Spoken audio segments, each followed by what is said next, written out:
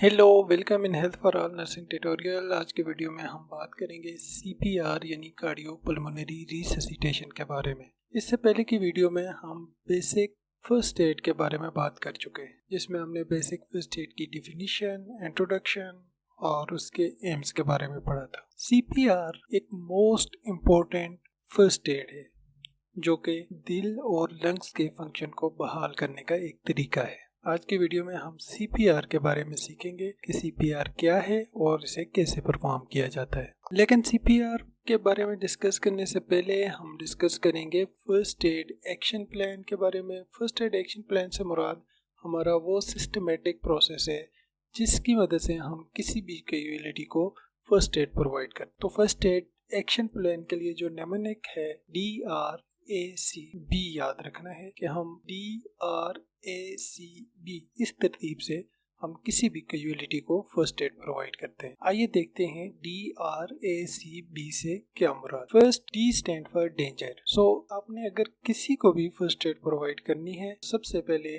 आपने डेंजर यानी खतरे को असेस करना है। First, assess the danger and make sure that you and other people are safe while providing first aid. तो किसी भी कैजुअलिटी को फर्स्ट एड प्रोवाइड करने का नंबर 1 स्टेप ये है कि आपने खतरे का तयन करना है कि जिस जगह आप फर्स्ट एड प्रोवाइड कर रहे हैं वहाँ पे किसी किस्म का खतरा मौजूद ना हो। खतरा कई किस्म का हो सकता है, यानी वहाँ पे फायर, आग हो सकती है, इलेक्ट्रिक करंट हो सकती है, एक्सेसिव वाटर हो सकता है। इसके अलावा कई किस्म के खतरात हो सकते हैं। सो अगर आपने किसी को फर्स्ट एड प्रोवाइड करनी है तो आपने इन खतरात से बचकर फर्स्ट एड देनी है। Second step of first aid action plan is response. When you sure that there is no danger then approach the victim and check his response. Response कैसे चेक करेंगे? इसके लिए जब आपने ये असेस कर लिया कि किसी किस्म का खतरा मौजूद नहीं है तो आप पेशेंट के पास जाएंगे, उसके शोल्डर्स को टैप करेंगे और उसे आवाज देंगे। अगर पेशेंट आपकी कॉल का रिस्पॉन्स देता है, इट्स मीन उसका रिस्पॉन्स ठीक है। लेकिन अगर पेशेंट किसी किस्म का रिस्पांस नहीं देता तो फिर आपने ACB तीनों step first aid action plan के नेक्स्ट 3 स्टेप यानी ACB परफॉर्म करना। ACB से मुराद सबसे पहले आपने एयरवे को असेस करना है और उसको मैनेज करना है।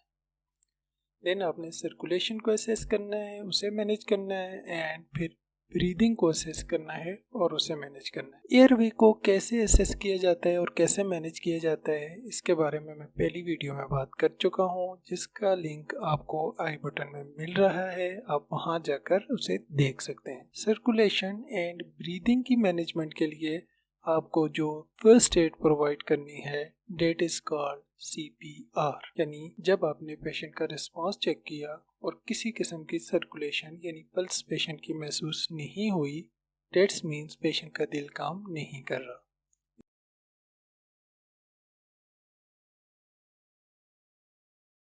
इसी तरह अगर पेशेंट की ब्रीदिंग महसूस नहीं हुई, इट्स मीन्स पेशेंट के लंग्स भी काम नहीं कर रहे। तो फिर आपने जो फर्स्ट एड प्रोवाइड करनी है हम उसे कहते हैं CPR।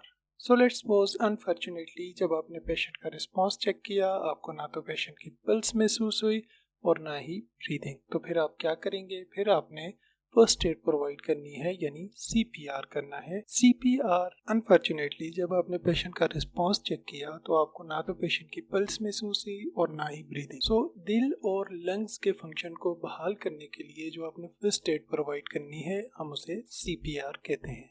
आज की वीडियो में हम CPR का इंट्रोडक्शन और इसके प्रोसीजर के बारे में पढ़ेंगे। तो आइए स्टार्ट करते हैं। Basically sudden cardiac arrest is one of the leading cause of death worldwide, in which heart stop pumping blood to vital organ of body, hence death is occur in seconds. Being a first aid provider, we can manually push the heart to keep the function for some time. This procedure is known as CPR. Sudden cardiac arrest, जिसे हम आम जबान में heart attack कहते हैं, दुनिया का एक लीडिंग काज है डेथ का, और इसकी फर्स्ट एड जो है वो है CPR यानी कार्डियोपल्मोनरी रिससिटेशन। इसमें हम हार्ट को मैन्युअली पुश करते हैं ताकि वो अपना काम जारी रखे। Definition of CPR. CPR stand for cardiopulmonary resuscitation. Cardio means heart, pulmonary mean lungs and resuscitation mean restoration. Cardiopulmonary resuscitation एक ऐसी फर्स्ट एड है जिसमें हम हार्ट और लंग्स के फंक्शन को बहाल करने की कोशिश करते हैं। सीपीआर किसी भी मरीज का जितना जल्दी स्टार्ट किया जाएगा इतना ही उस पेशेंट के सर्वाइवल के चांस इंक्रीज हो जाते हैं।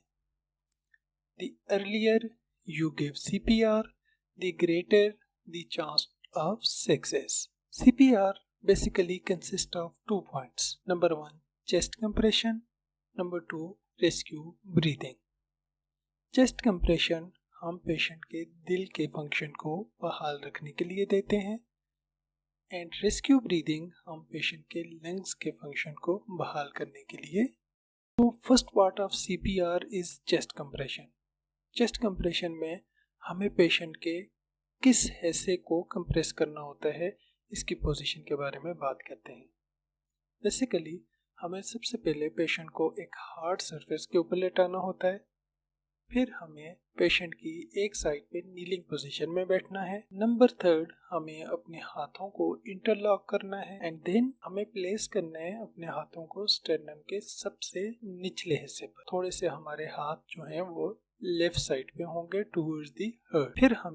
फिर हमें अपने दोनों हाथों को इंटरलॉक करके पेशेंट की स्टर्नम बोन के सबसे निचले हिस्से पर रखना होता है और इसी जगह को हमने पुश करना होता है। डेप्थ जो जितनी हमने गहराई तक उसे पुश करना होता है वो एडल्ट में 2 to 2.5 इंचेस, जबकि चिल्ड्रन और छोटे बच्चों में हम 5 सेंटीमीटर तक उसे पुश करते हैं। चेस्ट कंप्रेशन देते वक्त एक चीज का ख्याल रखना बहुत जरूरी होता है कि अगर हम अपने हाथों की प्लेसमेंट ठीक नहीं रखेंगे तो पेशेंट की रिब्स के फ्रैक्चर होना शुरू हो जाते हैं। सो स्टर्नम बोन का सबसे निचला हिस्सा आपने याद रखना है कि स्टर्नम बोन के सबसे निचला हिस्सा जिसे ज़ीफाइड प्रोसेस कहते हैं उस पे अपने हाथ रख के उस जगह को पुश करना होता है। So second part of CPR is rescue breathing. Rescue breathing देने के लिए फील्ड एरिया में हमारे पास किसी किस्म का कोई आला मौजूद नहीं होता और उसके लिए इसलिए हमें पेशेंट को माउथ टू माउथ ब्रीदिंग देनी होती है। माउथ टू माउथ ब्रीदिंग के लिए हमें pinch the patient nose, open his mouth, take a deep breath, blow into the patient airway and look for the chest rise. तो mouth to mouth breathing हम कैसे देते हैं? हमने पेशेंट के नाक को पिंच करना होता है, पेशेंट के एयरवे को ओपन करना होता है, फिर उसके बाद गहरी सांस लेते हैं और फिर हम पेशेंट की एयरवे में उस हवा को भरते हैं और साथ ही साथ हमें पेशेंट की चेस्ट की मूवमेंट को देखना होता है कि आया जो रेस्क्यू ब्रेथ हमने पेशेंट को दी है वो इफेक्टिव थी या नहीं। CPR के दोनों पॉइंट्स यानी चेस्ट कंप्रेशन और रेस्क्यू ब्रीदिंग की एक खास रेशो है। चेस्ट कंप्रेशन जो हम 1 मिनट में हमें देनी होती है वो 100 to 120 टाइम्स पर मिनट होती है, यानी कि हमने जो चेस्ट प्रेस करनी है वो हमारी इतनी स्पीड होनी चाहिए कि हम 1 मिनट में 100 to 120 टाइम पर मिनट पूरा कर सकें। और रेशियो जो होती है हम एवरी 30 कंप्रेशन के बाद 2 रेस्क्यू ब्रीदिंग पेशेंट को देते हैं, यानी 30 chest compression and 2 rescue breath, ये हमारी रेशियो होती है।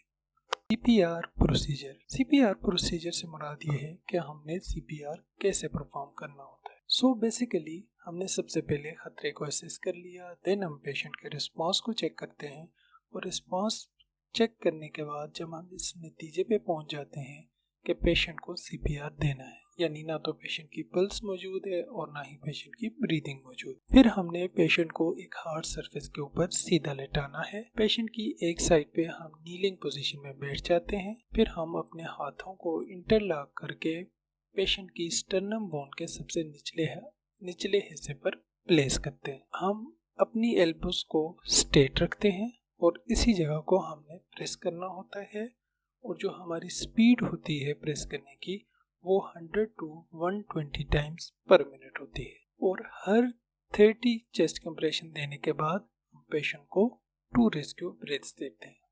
इसी प्रोसीजर को हम CPR कहते हैं। क्वालिटी CPR के बारे में, क्वालिटी CPR से मुराद हमारी यह होती है कि जो CPR हम दे रहे हैं वो किस क्वालिटी का है। अच्छी क्वालिटी के लिए हमें CPR को नंबर 1 टाइमली स्टार्ट करना होता है। अच्छी क्वालिटी के लिए हमें CPR को टाइमली स्टार्ट करना होता है। जितना जल्दी CPR स्टार्ट किया जाएगा, रिकवरी के इतने ही ज्यादा चांसेस होते हैं। इसीलिए हमें फर्स्ट एड में CPR के बुनियादी उसूलों से वाकफियत होना जरूरी है, क्योंकि CPR की जरूरत किसी को किसी भी वक्त कहीं भी पेश आ सकती है। तो अगर हम बेसिक रूल्स ऑफ CPR से वाकिफ होंगे तो हम किसी की मदद कर सकते हैं। सो क्वालिटी CPR का नंबर 2 पॉइंट ये है कि हमने पुश हार्ड एंड फास्ट, यानी कि जो आपने चेस्ट को कंप्रेस करना है, यानी कि जो हमने चेस्ट को प्रेस करना है वो हमारा हार्ड एंड फास्ट यानी सख्त और तेज होना चाहिए।